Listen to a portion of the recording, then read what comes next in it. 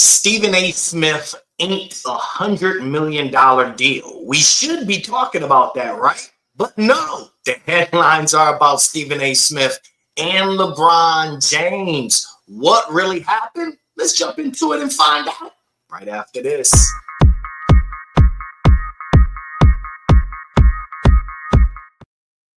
Okay, I will start by saying LeBron James is definitely one of my favorite NBA players of all time, and he does come from Cleveland. I spent a lot of time in Cleveland, and I saw what he did for the city. And I spent a lot of time in Akron, and that's not an easy city to come from. So I applaud LeBron James for who he is, also the character, the man that he is. Now, his newest move against Stephen A. Smith, I'm not so sure about. I'm not sure if it was the right time and the right place. All right, let's jump into first take and what Stephen A. Smith has to say about what took place between him and LeBron James. Building, and we'll get to what that means for the Lakers and Knicks in just a moment. But S.A., there was a moment in the game that we want to address. That was LeBron James coming up to me unexpectedly, I might add, to confront me about making sure that I mind what I say about his son. Can't repeat the words because they ain't suited for FCC airwaves. That's what he was doing.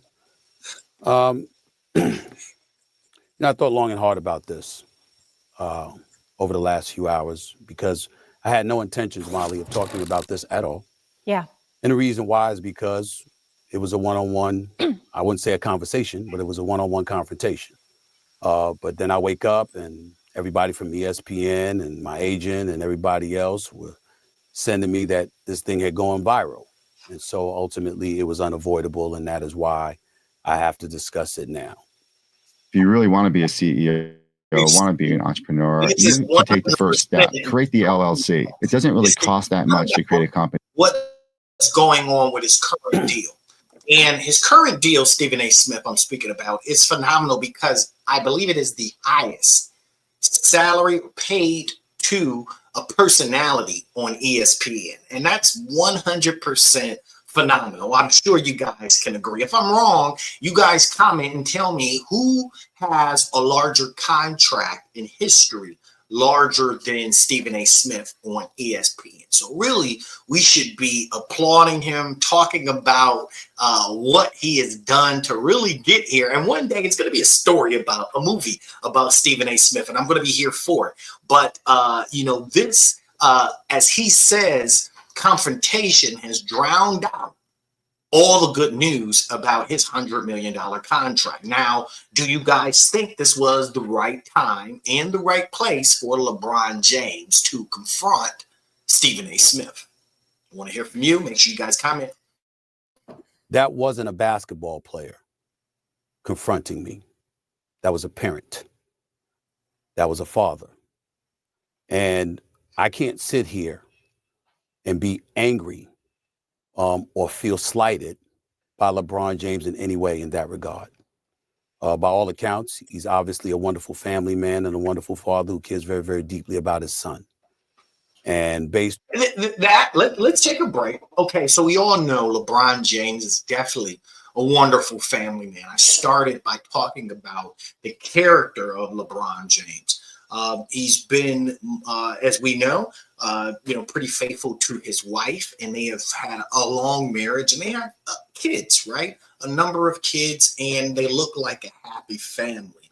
Now, with this taking place, is it supposed to, with his son playing in the NBA, should there be no critiques against his son, right? Since LeBron James has proven himself on his own, should his son not have to go through the same ranks that he had to do to prove himself? Now, I don't believe Stephen A. Smith said anything out of pocket. I believe what he has said on his show quite often is, hey, his Bronny is good, but, he belongs in the G League, and he should get better and then work his way up into the NBA.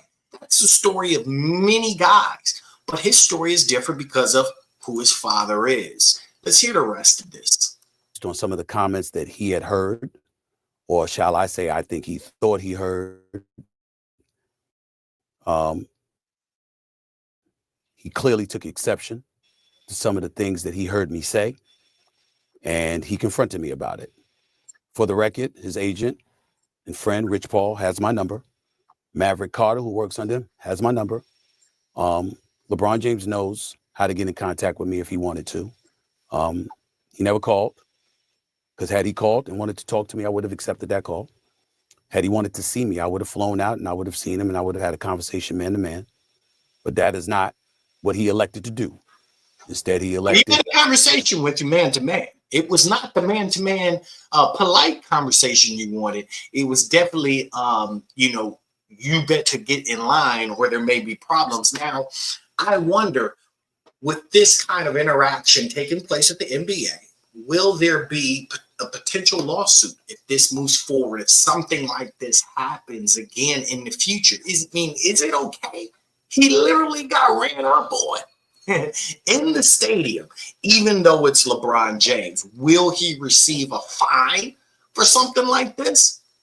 Maybe. I mean, the way that it's going, I think that they should definitely address this so at least it doesn't escalate or something like this doesn't happen again that can be even worse than what took place the other day. To confront me while I was sitting courtside. Ari Emanuel, the head of William Morris Endeavor, one of the agencies that represents me, along with Larry David, was sitting courtside. I was with them for the game. And he walked right up to me and he said what he had to say.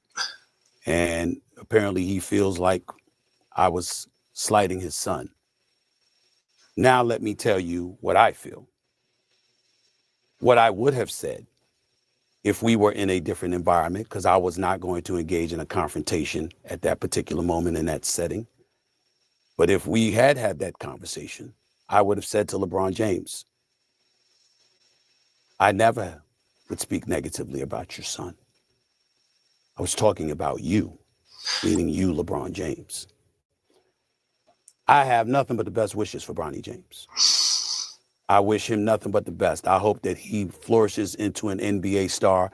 Usually in other sports, we see all-stars, and on occasion, we'll see their children become stars as well. That doesn't really happen with the NBA. I sincerely hope he's the exception. By all accounts, he's a wonderful kid. And I don't know anybody who roots against him, and it certainly isn't me. But in the same breath, at the time that we were talking about him, he was percolating to such a degree that the Bronny James stories had gone viral. And so we had to talk about it. And when I said the things that I said, I wasn't talking about Bronny James because my attitude is he's a rookie. It's going to take some time for him to get himself together. He'll be just fine, especially with J.J. Redick and the staff coaching him. I was talking about the position that he was put in by his dad, because LeBron James has been on the record and he has said, and I'll read the quote here. There was a quote that he gave in February of 2024. The work and results will ultimately do talking, no matter what the size. If y'all don't know, he doesn't care what mock drafts say. He just works, earned, not given, et cetera, et cetera. But he also had said,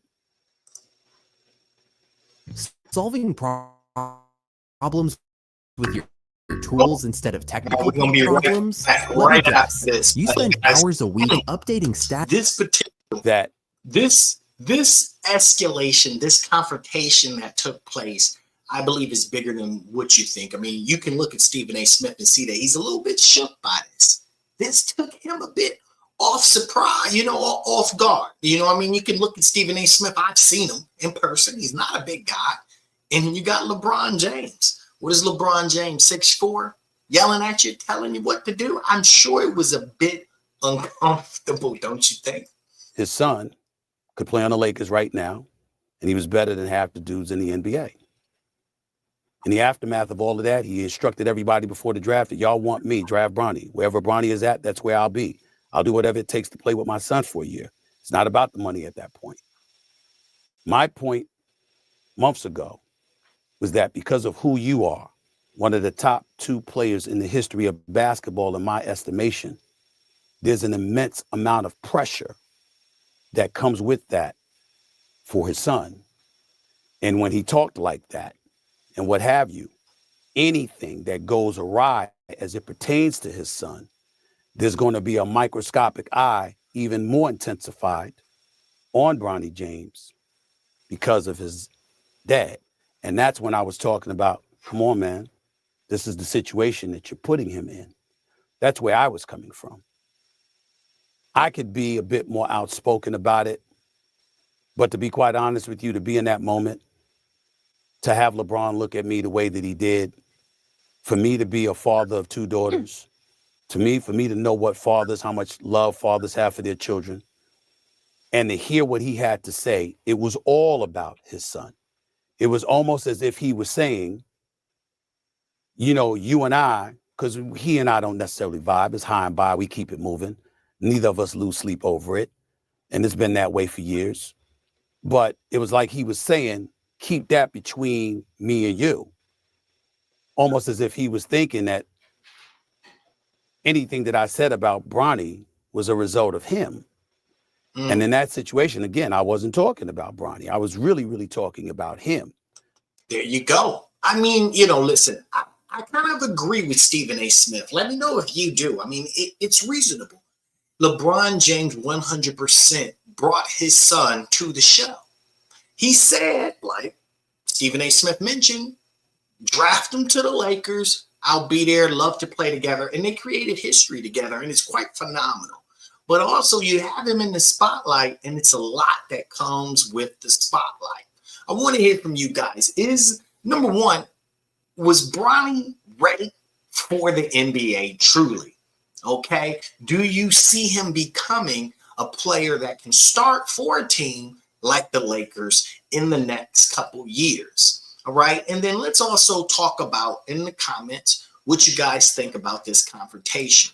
Was LeBron James 100% in the wrong? Should he have waited and talked to Stephen A. Smith at another time? Hit him up on the phone, work through their agents, and found a time to kind of sit down and have a man-to-man conversation. Oh, this was an ill one, but guess what? I enjoyed it. Hey, thank you guys for checking in. Please make sure you like and subscribe, all right, and share, and I'll be with you next time. All right, family? Peace.